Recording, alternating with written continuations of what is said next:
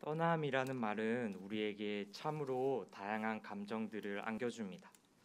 여행을 떠날 때에는 설렘을 주고 설 명절, 고향으로 떠날 때에는 쉼을, 그리고 사랑하는 내 가족들을 떠나보내야 할 때는 고통과 슬픔을 우리에게 전달합니다. 저도 이 떠남하면 생각나는 감정들이 있습니다. 제가 고향은 부산이고 군 생활은 경상북도 영천에서 했는데요. 휴가를 나오면 항상 경북 영천역에서 해운대역까지 정확히 2시간 15분 걸리는 무궁화 열차를 타고 이동했습니다. 그런데 같은 시간이지만 휴가를 나오자마자 부산으로 떠나던 기차의 느낌과 휴가를 마치고 다시 부대로 복귀하던 무궁화 열차의 분위기가 사뭇 다르게 다가옵니다. 당연히 휴가를 갓 나와 집에 갈 때에는 어찌나 시간이 느리게 가든지, 집에 가서 뭐 먹을지, 누굴 만나지 하는 설레임이 있고, 휴가를 마치고 영천으로 다시 향하는 기차는 다시 어떻게 남은 날을 보내야 하지 하는 먹먹함과 집을 떠나야 하는 아쉬움이 찾아옵니다. 이렇게 떠남은 우리 삶 참 가까이에 있습니다. 그런데 하나님께서 하나님 나라의 역사를 시작하시고 이루어 나가시기 위해 이 떠남을 사용하셨습니다. 출애굽 시대 이스라엘 백성들을 광야로 떠나게 하셨고, 포로기 시대 북이스라엘과 남유다가 멸망하자 그들을 디아스포라로 전 세계 곳곳으로 떠나게 하셨습니다. 신약 시대는 어떨까요? 예수님께서는 줄곧 이 떠남을 사역의 핵심으로 삼으시고 갈릴리 곳곳, 그리고 예루살렘까지 이스라엘 전역으로 줄곧 떠나는 삶을 사셨습니다. 또 바울은 어떨까요? 하나님께서는 하나님 나라의 역사를 이루시기 위해 바울을 떠나게 하셔서 하나님의 선교를 시작하셨습니다. 오늘 함께 읽은 본문에 등장하는 아브라함도 그 누구보다 우리에게 잘 알려진 떠남의 사람입니다. 창세기 1장을 시작으로 하여 하나님께서 이 땅 가운데 하나님 나라의 역사를 시작하십니다. 그러나 창세기 3장의 선악과 사건으로 인해 사람과 하나님 사이의 관계가, 사람과 사람 사이의 관계가, 사람과 하나님이 만드신 창조 세계와의 관계가, 그리고 사람 스스로 자신과의 관계가 어그러지기 시작했습니다. 그 절정은 창세기 11장 1절부터 9절까지 나와 있는 바벨탑 사건으로 모아졌습니다. 11장 4절에서 하나님과의 관계가 무너진 사람들은 탑 꼭대기가 하늘에 닿아 하나님의 이름이 아닌 자신의 이름을 높이고자 합니다. 7절에서 사람과 사람 사이의 관계가 끊어진 모습은 모두가 같은 말을 쓰던 사람들이 말이 뒤섞여져 더 이상 가까워질래야 가까워질 수 없는 관계가 되었다는 것으로 알 수 있습니다. 또한 5절에서 도시 세우는 일들을 즐겨 했던 사람들은 성읍과 탑을 짓는 데 창조 세계를 착취했습니다. 마지막으로 11장 4절에서 사람들은 나 자신과의 관계가 파괴되는 모습을 보입니다. 하나님의 형상이었던 사람들은 우리 흩어짐을 좀 면해보자 라고 서로에게 이야기합니다. 이는 내 존재 자체만으로도 사랑받는 나를 의미하는 것이 아니라 내가 어디에 속해 있느냐가 나를 의미하며 나의 본연의 모습은 무리 속으로 감추려는 모습을 우리에게 보여줍니다. 이러한 상황 가운데에서 9절에 바벨탑 사건이 끝나자 셈의 족보를 시작으로 하여 아브라함의 아버지였던 데라의 족보를 끝으로 우리가 읽은 본문 말씀이 등장합니다. 하나님께서 오늘 주신 말씀을 통하여 저와 여러분들에게 어떤 이야기를 들려주고 싶어 하실까요? 하나님께서 우리에게 주시는 메시지는 하나님께서 직접 하나님 나라의 역사를 이어나가신다는 것입니다. 바벨탑 사건으로 모든 관계들이 무너지고 어둠과 절망이 인류에 엄습했던 그때 성경은 갑자기 셈의 족보와 데라의 족보를 배치하고 있습니다. 창세기 11장 10절부터 셈의 족보가 등장합니다.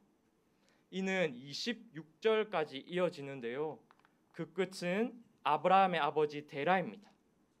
그렇게 셈의 족보가 끝나고 다시 11장 27절부터 데라의 족보가 이어집니다.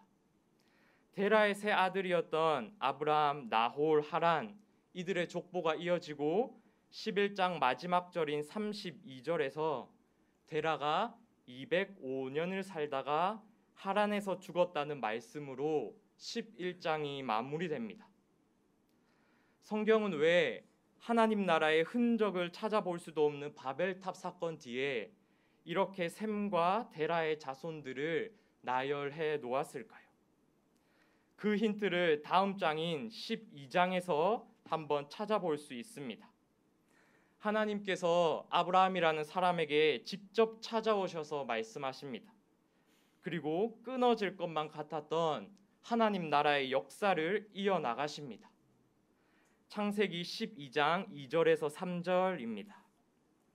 내가 너로 큰 민족이 되게 하고 너에게 복을 주어 내 이름을 떨치게 하겠다. 너는 복의 근원이 될 것이다. 너를 축복하는 사람에게는 내가 복을 베풀고 너를 저주하는 자에게는 내가 저주를 내릴 것이다. 땅에 사는 모든 민족이 너로 말미암아 복을 받을 것이다. 그것은 바로 셈과 데라의 후손인 아브라함이라는 사람을 통해 하나님 나라의 역사가 이어진다는 것. 바벨탑 사건으로 그 형체조차 알 수 없던 하나님 나라가 그를 통해 이어진다는 것. 단순히 창세기 12장 2절부터 3절의 말씀이 아브라함이 하나님의 복을 받고 그의 이름이 높아질 것이다 라는 것이 아니라 하나님께서 주인 되시는 하나님 나라의 역사가 아브라함을 통하여 이어진다는 것 아닐까요? 그런데 하나님께서 그 역사를 이어나가시기 위해 사용하신 도구가 하나 있습니다. 우리 함께 12장 1절 말씀을 읽겠습니다. 여호와께서 아브라함에게 이르시되 너는 너의 고향과 친척과 아버지의 집을 떠나 내가 내게 보여줄 땅으로 가라. 하나님께서 당신의 나라를 이어나가시기 위해 아브라함을 통하여 사용하신 방법은 떠남입니다. 이 떠남은 단순히 물리적으로 어딘가를 이동하거나 이사를 하는 것뿐만이 아니라 내 방식과 내 교만, 관습을 떠나는 것입니다. 오늘 본문은 여호와께서 아브라함에게 처음 말씀하신 본문인데요. 아브라함에게 찾아가시자마자 다짜고짜 떠나라 라고 말씀하십니다. 그럼 아브라함의 반응은 어땠을까요? 우리 함께 12장 4절 말씀을 읽겠습니다. 이에 아브라함이 여호와의 말씀을 따라갔고 롯도 그와 함께 갔으며 아브라함이 하란을 떠날 때에 75세였더라. 여호와께서 75세인 노인 아브라함에게 등장하셔서 떠나라 라고 말씀하시자 아브라함이 주님께서 말씀하신 대로 길을 떠납니다.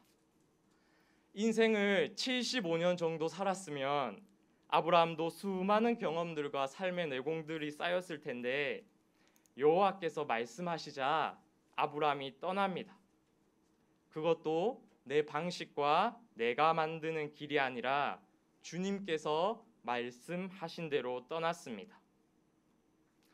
우리는 내가 아는 것이 진리이어야 하는 시대에 내가 안다고 생각하면 그 이외의 것들은 받아들이지 않는 시대를 살아가고 있습니다. 일단 내가 그것을 안다고 생각하면 새로운 생각을 받아들이지 않습니다. 그리하여 그 아는 것과 조금의 차이점이라도 발견되면 상대방을 마구 공격하고 정죄합니다. 그것이 시간이 지날수록 더 교만해지고 배타적이 되어 심지어는 자신이 하나님인 양 행세합니다. 그러나 인간이 가진 진리 중 결코 영원한 것은 없습니다. 진리는 고정된 것이 아니라 변하는 것이며 인간의 것이 아니라 하나님의 것입니다. 지구가 우주의 중심이라고, 즉 천동설을 믿었던 때가 있습니다. 그 누구도 의심하지 않은 채 절대적인 진리라고 믿었습니다. 당시 교회마저도 그것을 진리인 양 이야기했습니다. 그러나 그때 한 사람이 외칩니다. 우주의 중심은 지구가 아니라 태양이다. 이렇게 이야기하던 갈릴레오를 교회가 앞장서서 죽였습니다. 그러나 이후 교회마저도 진리라고 생각하여 우주의 중심이 태양이라고 생각했던 그를 사탄으로 몰았던 것이 거짓으로 밝혀집니다. 인간이 가진 진리는 결코 영원한 것이 없습니다. 오히려 진리는 지식이나 교리가 아니라 인격이 아닐까요? 진리는 상대방의 말에 귀를 기울이고 나의 부족함을 인정하고 함께 진리를 찾아가는 겸손한 인격이 아닐까요?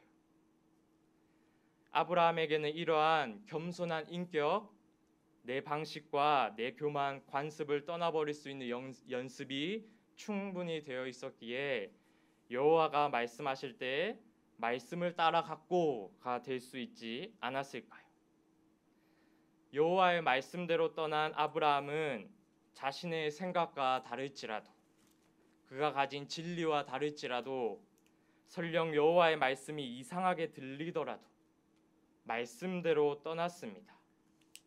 내 방식과 경험, 관습을 떠날 수 있었기에 여호와께서 말씀하실 때에도 내 생각으론 이해되지 않아도 떠날 수 있었습니다. 하나님께서는 이 떠남을 통해 하나님 나라를 이루어 가십니다.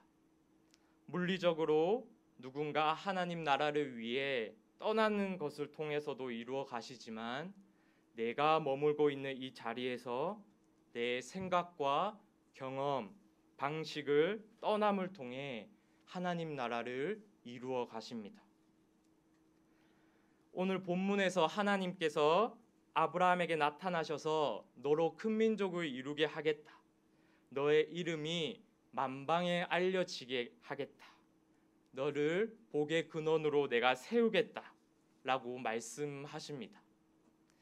그런데 아브라함이 겪었던 당시 상황은 어땠을까요? 우리 함께 창세기 11장 30절 말씀을 읽겠습니다. 사레는 임신하지 못함으로 자식이 없었더라. 족보와 자손 나열의 틈바구니 속에서 아브라함의 아내였던 사레만 임신하지 못하여 자식이 없었다라고 성경은 이야기합니다. 또한 여호와께서 아브라함에게 말씀하신 이후에 아브라함의 삶은 복의 근원으로서의 삶이 되었을까요? 물론 주님의 이름을 부르며 예배를 드렸다라는 것이 나오긴 하지만 줄곧 가나안이 아닌 남쪽 지방으로 이동합니다. 그리고 이스라엘의 최남쪽 네게베까지 이르렀다고 성경은 이야기합니다. 그럼 그곳에서의 삶이 평안했을까요? 아닙니다. 10절에 아브라함이 그 땅에 이르자 기근이 들었습니다. 그 기근으로 인해 이집트까지 내려가게 됩니다. 또 그곳에서는 어땠을까요? 아브라함은 자신의 아내 사레를 누이라고 속여 이집트 바로 왕에게 거짓말까지 하게 됩니다. 아브라함의 삶은 전혀 복의 근원과는 정반대 방향으로 흘러갔습니다. 그러나 하나님께서 아브라함의 상황에 관계없이 하나님 나라의 역사를 그를 통하여 이루어 가십니다. 어찌 이 늙은 나이에 아들을 낳을 수 있겠냐고 고웃음치던 사레의 생각마저도 무색하게 이삭을 통하여 그 나라를 이어가시고, 창세기 25장 8절에는 아브라함이 175년 하나님께로부터 받은 목숨대로 다 살고 세상을 떠났다고 기록합니다. 아브라함의 상황에도 불구하고 하나님께서는 끊임없이 아브라함을 부르시고 말씀하시고 언약을 맺으시고 인도해 주셨습니다. 그리고 하나님의 역사를 이어나가셨습니다. 그런 하나님께서 오늘날 우리를 통하여 하나님 나라의 역사를 이루어 나가십니다. 내가 세상이 보기에 큰 일을 하든지, 내 상황이 비루하든지, 내가 지금 가진 것이 아무것도 없든지, 그렇지만 하나님께서는 바로 여기 계신 저와 우리 성도님들을 통하여 하나님 나라의 역사를 이루어 가십니다. 저에게는 사랑하는 가족, 매형, 누나 그리고 조카가 있습니다. 누나의 가정이 지난 수요일 인도네시아 선교사로 파송되어 떠났습니다. 저도 공항에 직접 마중을 나갔다 왔는데요. 매형과 누나가 얼마나 많이 준비하고 기도했는지 가까이에 있는 저는 잘 알고 있습니다. 이 시간 매형과 만나 이런저런 이야기를 하며 나누었던 내용을 함께 나누고자 합니다. 누나와 매형이 가는 곳은 4년 전에 1년 정도 함께 누나와 매형이 선교 생활을 했었던 곳이고, 한 달 전쯤 매형이 인도네시아로 일주일 정도 답사를 다녀오기도 했었습니다. 그리고 한국에서 쓰던 가전제품이나 물건들도 전부 미리 붙여서 만반의 준비를 하고 이제 출국 날짜만 기다리고 있었습니다. 그런데 출국 며칠 전에 갑자기 매형의 발목이 부어오르는 거예요. 병원에 가도 그 이유를 모르겠고, 그러다가 우연히 넘어진 적이 있다는 것을 알게 되었대요. 그러면서도 출국 날까지도 공항에서 휠체어를 타고 인도네시아로 향했고, 마지막 짐을 쌀 때는 전혀 도움이 되지 못하고 누나 혼자서 짐을 싸고, 공항에 와서도 누나가 매형이 해야 할 역할들을 다 감당했습니다. 그리고 조카가 갑자기 이틀 전부터 열이 나는 거예요. 그래서 그 전날까지 어린이집을 가기로 했었는데 결국 마지막 날은 어린이집을 가지 못하고 선생님께 인사만 드리고 왔다고 이야기해 주었습니다.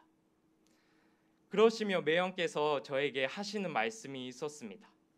제가 그 정확한 문장들을 이야기하지 못하지만 이렇게 들렸습니다.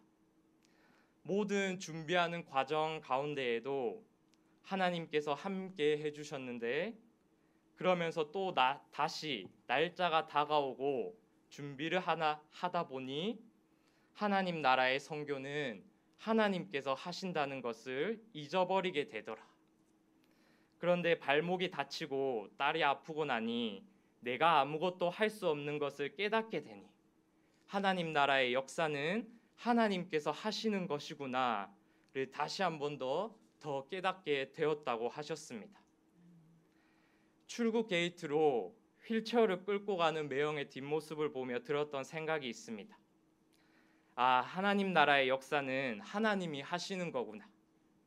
나는 휠체어를 타고 몸이 아프고 아무것도 할 수 없는 상황이지만 하나님께서 끌고 가시는구나를 깨닫게 되었습니다. 하나님께서는 우리의 어떠함 때문이 아니라 내가 무엇인가를 더 잘할 수 있고가 아니라 그것에 상관없이 하나님의 역사를 이끌어 나가시는 분이십니다. 그분은 하나님 나라의 역사를 지금도 우리를 통하여 이루어 가시고 계십니다. 어둠을 빛으로 몰아내고 불의를 공의로 바꿔내고 죽음을 생명으로 변화시키며 절망을 기쁨으로 이루어가며 분쟁을 평화로 만드는 하나님 나라의 역사를 비록 지금 우리는 아무것도 할 수 없지만 그럼에도 불구하고 우리를 통하여 이루어 나가시고 계십니다. 아브라함을 통하여 이어 나가셨고 이삭, 야곱, 요셉을 통하여 이루어 나가셨고 사사기의 많은 선지자들 그리고 열왕기의 많은 왕들 그리고 예언자들을 통하여 이루어 가셨습니다. 그 이름이 예수 그리스도로부터 절정에 이르렀고 부활 승천하신 후에 예수님의 제자들을 통하여 바울을 통하여 그리고 지금 우리를 통하여 그럼에도 불구하고 이어나가고 계십니다. 말씀을 마칩니다. 하나님께서는 하나님 나라의 역사를 이루어 나가시는 분이십니다. 하나님께서는 떠남을 통하여 그 떠남이 물리적 이동이든 아니면 나의 고집, 아집, 교만이든 그 떠남을 통하여 하나님의 말씀에 더 귀 기울이길 원하십니다. 그리고 하나님께서는 지금도 그럼에도 불구하고 하나님 나라의 역사를 우리를 통하여 이루어 나가십니다. 기도하겠습니다. 하나님 감사합니다.